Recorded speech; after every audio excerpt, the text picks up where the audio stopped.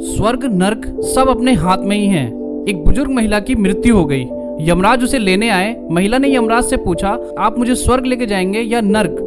यमराज बोले, दोनों में से कहीं नहीं। तुमने इस जन्म में बहुत ही अच्छे कर्म किए हैं, इसलिए मैं तुम्हें सीधे प्रभु के धाम ले जा रहा हूँ। बुजुर्ग महिला खुश हो गई और बोली, धन्यवाद, पर आपसे मेरी एक विनती है। मैंने यहाँ धरती पर सबसे स्वर्ग और नर्क के बारे में बहुत सुना है।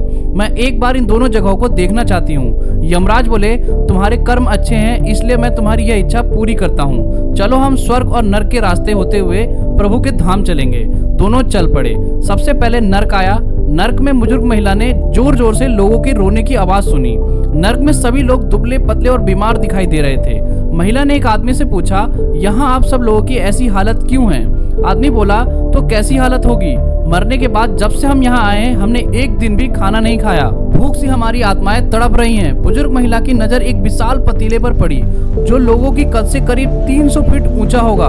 उस पतीले के ऊपर एक विशाल चमचा लटका हुआ था। उस पतीले में से बहुत ही शानदार खुशबू आ रही थी।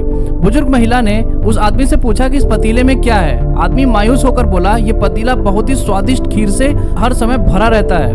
बुजुर्ग महिला ने हैरानी से पूछा, इसमें खीर है तो आप लोग पेट भर के खीर खाते क्यों नहीं? भूख से क्यों तड़प रहे हैं? आदमी रो रो कर बोलने लगा, कैसे खाएं? ये पतीला 300 फीट ऊंचा है। हम में से कोई भी उस पतीले तक नहीं पहुंच पाता। बुजुर्ग महिला को उन पर तरस आ गया। सोचने लगी, बेचारे खीर का पतीला होते हुए भी भूख से बेहाल हैं। शायद ईश्वर ने इन्हें यही दंड दिया होगा। यमराज बुजुर्ग महिला से बोले, चलो हमें देर हो रही है। दोनों चल पड़े। कुछ दूर चलने पर स्वर्ग आया। वहाँ पर बुजुर्ग महिला को सबके हंसने खिलखिलाने की आवाज सुनाई दी। सब लोग बहुत खुश दिखाई दे रहे थे। उनको खुश देखकर बुजुर्ग महिला भी बहुत खुश हो गई। पर वहाँ स्वर्ग में भी बुजुर्ग महिला की नजर वैसे ही 300 फुट ऊंचे पतीले पर पड़ी जैसा कि नर्क में था। उसके ऊपर भी वैसा ही चमचा लटका हुआ था। बुजुर्ग महिला ने वहाँ के लोगों से पूछा, इस पतीले में क्या है?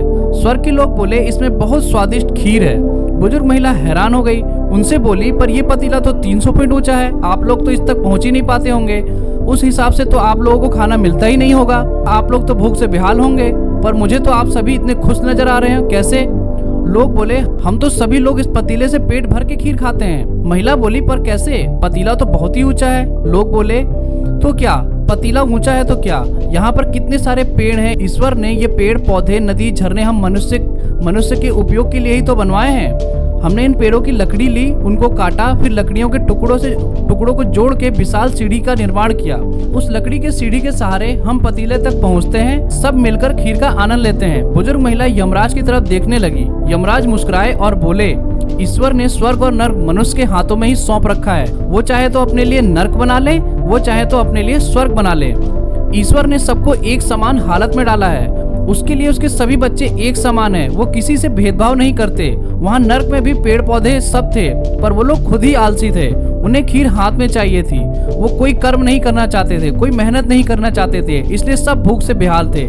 यही तो ईश्वर की बनाई इस दुनिया का नियम है। जो कर्म करेगा, मेहनत करेगा, उसी को मीठा फल खाने को मिलेगा। अर्थात स्वर्ग या नर्क अपने हाथ में ही है। मेहनत करें, अच्छे कर्म करें और अपने जीवन को स्वर्ग बनाएं। तो दोस्तों, आप लोगों की क्या राय है इस कहानी को लेकर?